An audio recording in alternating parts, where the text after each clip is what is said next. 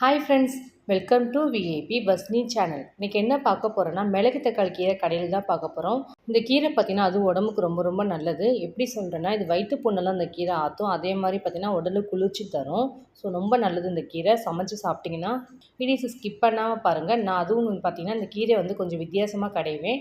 So அதோட டேஸ்ட்டும் நல்லாயிருக்கும், சூப்பராகவும் இருக்கும். எப்படி கீரை கடையில் இன்றைக்கி பண்ண போகிறேன்றதை வாங்க வீடியோஸில் போய் பார்க்கலாம். வீடியோஸை ஸ்கிப் பண்ணாமல் பாருங்கள். அப்போ தான் நான் லாஸ்ட் வரைக்கும் எப்படி சமைக்கிறேன் உங்களுக்கு தெரியும். ஃபஸ்ட் டைம் சேனலில் பார்க்குறவங்களா இருந்தீங்கன்னா சப்ஸ்கிரைப் பட்டனை கொஞ்சம் கிளிக் பண்ணிக்கோங்க. பக்கத்தில் இருக்கிற பெல் ஐக்கானை கிளிக் பண்ணும்போது ஆல்ன்ற ஆப்ஷன் கொடுத்தீங்கன்னா நான் போகிற வீடியோஸ்லாம் ஆன் த ஸ்பாட்டில் வந்து சேரும். வாங்க வீடியோஸ்குள்ளே போகலாம். நிறைய பேர் ஊரில் பார்த்திங்கன்னா இந்த கீரை வந்து மிளகு தக்காளி சொல்லுவாங்க, இல்லை மணத்தக்காளி கூட சொல்லுவாங்க. ஸோ நான் வந்து எங்கள் ஊரில் சைடில் அது வந்து மிளகு தக்காளி கீரை தான் சொல்லுவோம். ஸோ இந்த மிளகு தக்காளி கீரை எல்லாமே எங்கள் வீட்டில் விளைஞ்சது தான். ஸோ எங்கள் வீட்டில் பார்த்திங்கன்னா இந்த கொய்யா மரம் இருக்கும், அதுக்கு கீரை எனக்கு இந்த மாதிரி ஸ்ப்ரெட்டாக இருந்துச்சு. ஸோ நம்ம கீரையை ஃபுல்லாக கட் பண்ண ஸ்டார்ட் பண்ணிக்கலாம். மேக்ஸிமம் கீரையை வந்து இதுக்கு வந்து கட் பண்ணி எடுக்கலாம், இல்லைனா வந்து நம்ம கீரை மட்டும் நம்ம கிள்ளி எடுக்கலாம் செடியிலே வச்சுட்டு. நான் வந்து மேக்ஸிமம் கட் பண்ணி எடுத்துருவேன். அப்போ தான் திரும்ப வந்து நெக்ஸ்ட் நம்ம க்ரோத் ஆகுது கொஞ்சம் ஈஸியாக இருக்குன்றது. நிறைய பேர் வந்து இந்த கீரையை பார்த்திங்கன்னா அந்த தக்காளி இருக்குது பாருங்கள், அதோட கூட சேர்த்து கடைவாங்க. ஸோ எனக்கு வந்து அந்த டேஸ்ட்டு வந்து கொஞ்சம் பிடிக்காது சொல்லிருக்கு, நான் அதை அவாய்ட் பண்ணிவிட்டு வெறும் கீரையை மட்டும் சேர்க்குறேன். அந்த கீரையில் தக்காளி இருக்குது பாருங்களேன், அதை இருந்தால் கூட போதும். நமக்கு நெக்ஸ்ட்டு கூட கீரை நமக்கு விதைக்கிறது கொஞ்சம் ஈஸியாக இருக்கும். நெக்ஸ்ட்டு பார்த்திங்கன்னா அந்த தக்காளி வந்து நல்லா பழுத்து இருக்கணும். அந்த மாதிரி தக்காளி வந்து உடச்சி அப்படியே மண்ணில் தூவி விட்டிங்கன்னா போதும். நமக்கு அது ஃபுல்லாகவே நல்ல ஒரு மிளகு தக்காளி கீரையை நமக்கு ஃபுல்லாக க்ரோத் ஆக ஆரம்பிச்சிடும். மேக்ஸிமம் அந்த மாதிரி மெத்தடு பண்ணலாம். இல்லை கட் பண்ணி நான் அந்த குச்சியை மட்டும் கூட எடுத்து கூட யூஸ் பண்ணி கூட பண்ணலாம். இந்த மிளகு தக்காளி கீரை பார்த்திங்கன்னா எல்லா இடத்துலையும் விளைஞ்சிருக்கும் மேக்ஸிமம். ஒன்ஸ் நம்ம வச்சுட்டா போதும், நெக்ஸ்ட் நமக்கு ப்ரொடக்ஷன் அதுவே ஸ்டார்ட் ஆகிடும். கடையில் நம்ம வாங்கிட்டு வந்துட்டு அந்த மிளகு தக்காளியோட அந்த குச்சி இருக்குது பாருங்கள், அதை தூக்கிட்டு அந்த அப்படியே நம்ம வந்து மண்ணில் புதைச்சி வச்சிங்கன்னா போதும். அது அப்படியே ஒன்றாகி நிறைய பல ஸ்ப்ரெட் ஆகும். அந்தளவுக்கு இந்த கீரை படர்ந்து வரும். அப்படியே நம்ம வீட்டுக்கும் யூஸ் பண்ணிட்டு திரும்பவும் நெக்ஸ்ட் நம்ம அதே குச்சியை நம்ம யூஸ் பண்ணிக்கலாம். இதே மாதிரி தான் நம்ம பூமியில் புதைச்சி வைக்கணும். நல்லாயிருக்கும் இந்த கீரை டேஸ்ட் பார்த்திங்கன்னா. இதே கீரை குச்சியை எடுத்துகிட்டு போய் நம்ம அப்படியே கூட நம்ம மண்ணில் கூட நட்டு வச்சின்னா கூட நமக்கு வந்து ஈஸியாக நெக்ஸ்ட் நம்ம கீரை ஸ்டார்ட் ஆகிடும். ஸோ நான் வந்து எப்போவுமே இந்த மாதிரி ரீப்ரொடக்ஷன் பண்ணி இந்த மாதிரி யூஸ் பண்ணிக்குவேன். ஸோ இப்போ நம்ம கீரையை ஃபுல்லாக கிள்ள ஸ்டார்ட் பண்ணிடலாம். இந்த மாதிரி தான் கிள்ளணும். கீரையை மட்டும் தான் நான் சமைப்பேன். தண்டுலாம் நான் அதை யூஸ் பண்ண மாட்டேன்.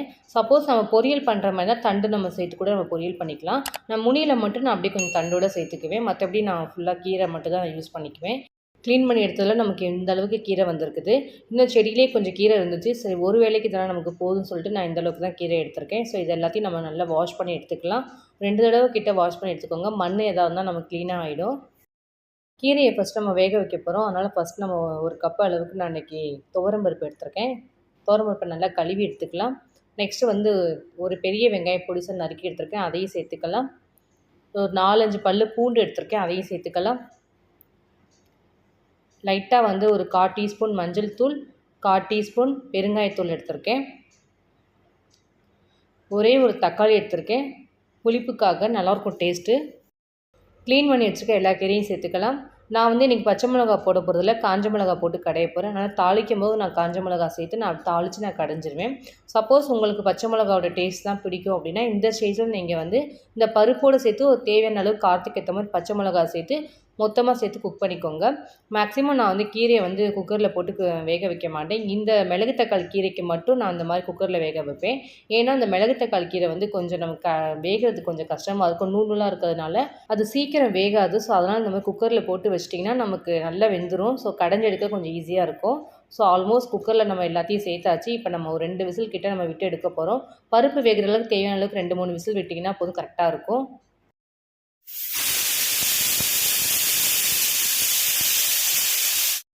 இதே மாதிரி 2, 3 விசில் வந்ததுக்கப்புறம் ஸ்டவ்வை ஆஃப் பண்ணிவிடுங்க, கரெக்டாக இருக்கும். ஸோ ஏர் ஃபுல்லாக ரிலீஸ் ஆனதுக்கப்புறம் குக்கர் ஓப்பன் பண்ணி பார்க்கலாம். கரண்டியை வச்சு போட்டு மிக்ஸ் பண்ணி பார்த்தா கொஞ்சம் பருப்புலாம் வெந்திருக்கும். நல்லா பருப்புலாம் நல்லா வெந்திருக்குது. கடைஞ்சி எடுத்தால் கரெக்டாக ஆகிடும். ஸோ இதை நான் என்ன பண்ண போகிறோன்னா, இப்போ நம்ம தண்ணி தனியாக பருப்பு தனியாக பிரித்து எடுக்க போகிறோம். ஏன்னா கடையிறதுனால நமக்கு கம்ஃபர்டபுளாக இருக்காது. ஸோ அதுக்காக இந்த மாதிரி பிரித்து எடுக்கிறேன் நான். தண்ணி எடுத்துட்டேன்னா பருப்பு சட்டியில் சேர்த்து கடையிறது கொஞ்சம் ஈஸியாக இருக்கும். ஸோ தண்ணி ஃபுல்லாக நான் ட்ரை பண்ணி எடுத்துட்டேன். நெக்ஸ்ட்டு வந்து பருப்பு சட்டியில் சேர்த்து நம்ம கீரையை போட்டு கடைய வேண்டியதான். இந்த மாதிரி மண் சட்டியில் போட்டு கடைங்க, அந்த கீரையோட டேஸ்ட் நல்லாயிருக்கும். ஆரோக்கியமும் நமக்கு அப்படியே கிடைக்கும். ஹெல்த்துக்கும் ரொம்ப நல்லது. மேக்ஸிமம் பார்த்திங்கன்னா பருப்பு சட்டியில் எல்லா கீரையும் சேர்த்தாச்சு. நெக்ஸ்ட்டு வந்து தாளித்து விட வேண்டியது தான். ஸோ தாளித்து விட்டால் தான் நமக்கு அந்த மிளகாயோட காரம் போய் நமக்கு அந்த கீரை சாப்பிடும்போது நல்லாயிருக்கும். கீரையில் வந்து தாளித்து நான் அப்படியே சேர்த்துக்க போகிறேன். அதனால் தேவையான அளவுக்கு கொஞ்சம் ஆயில் சேர்த்துக்கலாம். தேவையான அளவுக்கு ஒரு 1/2 டீஸ்பூன் கடுகு சேர்த்துக்கலாம். கடுகு பொரிஞ்சோடனே ஒரு 4, 5 பல்லுக்கிட்ட பூண்டு நான் எடுத்து நச்சு வச்சுருக்கேன், அதையும் சேர்த்துக்கலாம். காரத்துக்கு ஏற்ற மாதிரி காஞ்ச மிளகாய் எடுத்துக்க ஒரு 7 காஞ்ச மிளகாய் கிட்ட அதையும் சேர்த்துக்கலாம். இந்த அளவுக்காவது காரம் போட்டிங்கன்னா அந்த கீரை வந்து நல்லா ஒரு கொஞ்சம் ஸ்பைஸியாகவும் நல்லாயிருக்கும் சாப்பிடும்போது. இந்த மிளகாய் எல்லாமே நல்லா ஃப்ரை ஆகணும். ஃப்ரை ஆனதுக்கப்புறம் நம்ம கீரையில் சேர்த்து அப்படியே கடைய வேண்டியது தான். ஃப்ரை ஆனால் தான் நம்ம கடையிறது கொஞ்சம் ஈஸியாக இருக்கும். சப்போஸ் நல்லா ஃப்ரை ஆகலை அப்படின்னா முருகலாக ஆகாமல் இருந்துச்சுன்னா நமக்கு வந்து கடையும் போது நமக்கு வந்து சரியாக மிக்ஸும் ஆகாது. ஸோ இந்த மாதிரி நல்லா ஃப்ரை ஆனதுக்கப்புறம் சேருங்க. அப்போ தான் நல்லா கடைஞ்சி வரும்.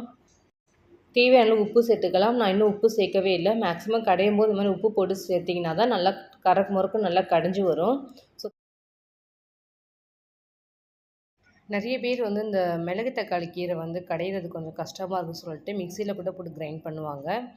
அதே மாதிரி நமக்கு அதோட ஃபுல் சத்துமே நமக்கு கிடைக்காது. ஸோ அதை சமைச்சுமே நமக்கு வந்து நல்லது இல்லை. ஸோ அதனால் இந்த மாதிரி மேக்ஸிமம் மத்து போட்டு கடைங்க. நல்லா ஹெல்த்தியாக ஆரோக்கியமான நம்ம ஃபுட்டும் செஞ்சு சாப்பிட்லாம். நல்லது உடம்புக்கும் கூட. இந்த மாதிரி தான் கடையணும் கீரையை. அப்போ தான் கரெக்டாக இருக்கும். இந்த மிளகு தக்காளி கீரையில் பார்த்தீங்கன்னா நிறைய பெனிஃபிட்ஸ் இருக்குது. வயிற்றுப்புண்ணை முக்கியமாக ஆற்றும் பார்த்தீங்கன்னா, அதே மாதிரி நமக்கு வந்து உடம்பு குளிர்ச்சி தரக்கூடிய இந்த கீரை ரொம்ப நல்லது உடம்புக்கு. இந்த கீரையை பார்த்தீங்கன்னா கண்டிப்பாக விட்டுறாதீங்க. கடைஞ்சி நீங்களும் உங்கள் வீட்டில் இந்த மாதிரி ஹெல்த்தியாக செஞ்சு சாப்பிடுங்க. இந்த கீரையோட குச்சி கிடைச்சாலும் அதையும் வேஸ்ட் பண்ணாதீங்க. மண்ணில் இந்த மாதிரி புதைச்சி வச்சிங்கன்னா போதும். நெக்ஸ்ட் நீங்கள் கீரை கடையும் போது உங்களுக்கு யூஸ் ஆகும். நானும் அப்படியே பேசிக்கிட்டே கீரையும் கடைஞ்சி முடிச்சிட்டேன். இப்போ நம்ம தேவையான கொஞ்சம் தண்ணி எடுத்து வச்சுருக்கோம். கீரையில் பருப்பு எடுத்து வச்சுருந்தோம்ல, அந்த தண்ணி இப்போ நான் சேர்த்துக்க போகிறேன். சப்போஸ் உங்களுக்கு தண்ணி இல்லை அப்படின்னா ஹாட் வாட்டர் இருந்துச்சுன்னா கொஞ்சம் எடுத்து ஊற்றிக்கோங்க. நார்மல் வாட்டர் ஊற்றாதீங்க. இந்த மாதிரி ஹாட் வாட்டர் சேர்த்திங்கன்னா கரெக்டாக இருக்கும். கீரையே நமக்கு வந்து சாப்பிடவும் டேஸ்ட்டும் அப்போ தான் இருக்கும். மிக்ஸ் பண்ணிவிட்டு அப்படியே வேறு இதில் மாற்றி வச்சிடலாம். உங்களுக்கு தண்ணி போதுன்னா நீங்கள் அப்படியே விட்டுருங்க. சப்போஸ் உங்களுக்கு தண்ணி கம்மியாக இருக்குது அப்படின்னா நீங்கள் வந்து ஹாட் வாட்டர் கொஞ்சம் ஊற்றி இந்த மாதிரி மிக்ஸ் பண்ணிக்கோங்க. நிறைய பேர் வந்து இதுக்கப்புறம் கூட தாளித்து விடுவாங்க. ஸோ இந்த மாதிரி தாளித்தாலே போதும். நெக்ஸ்ட் நம்ம தாளிக்க வேணாம். ஏன்னா நம்ம வந்து ஆல்ரெடி வந்து காஞ்ச மிளகாய் போட்டு நம்ம தாளித்து தான் சேர்த்துருக்கோம். ஸோ அதோட காரம் எல்லாம் கரெக்டாக இருக்கும். சப்போஸ் உங்களுக்கு இதுக்கு மேலே உங்களுக்கு காஞ்ச மிளகாவோட அந்த கிள்ளி போட்டு உங்களுக்கு அதோட டேஸ்ட்டு பிடிக்குன்னா நீங்கள் தாளித்து கூட சேர்த்துக்கலாம். ஸோ எனக்கு இது கரெக்டாக இருக்குன்னா நான் இதோட அப்படியே நான் சர்வ் பண்ணி நான் ஃபுட்டோடு வச்சு சாப்பிட போகிறேன். இந்த மெத்தடில் கீரை கடைஞ்சிங்கன்னா டேஸ்ட்டும் நல்லாயிருக்கும். சூப்பராக கீரை ரெடி ஆகிடுச்சு. அப்படியே சுட சுட சாதத்தில் போட்டு சாப்பிட்டிங்கன்னா செம்ம டேஸ்ட்டாக இருக்கும். இன்றைக்கி என்னோடய ஸ்டைலில் உங்களுக்கு நான் மிளகு தக்காளி எப்படி கீரை வச்சு கடையலான்னு நான் செஞ்சு காமிச்சிருக்கேன். கண்டிப்பாக உங்கள் வீட்டில் ட்ரை பண்ணி பாருங்கள். ட்ரை பண்ணி பார்த்துட்டு கமெண்ட் செக்ஷனில் எப்படி இருந்துச்சு சொல்லுங்கள். என்னோடய வீடியோஸ் உங்களுக்கு பிடிச்சிருந்துச்சுன்னா லைக் பண்ணுங்கள், ஷேர் பண்ணுங்கள், கமெண்ட் பண்ணுங்கள், சப்ஸ்கிரைப் பண்ணுங்கள். பக்கத்தில் இருக்கிற பெல் ஐக்கானை கிளிக் பண்ணிவிடுங்க. Thank you friends.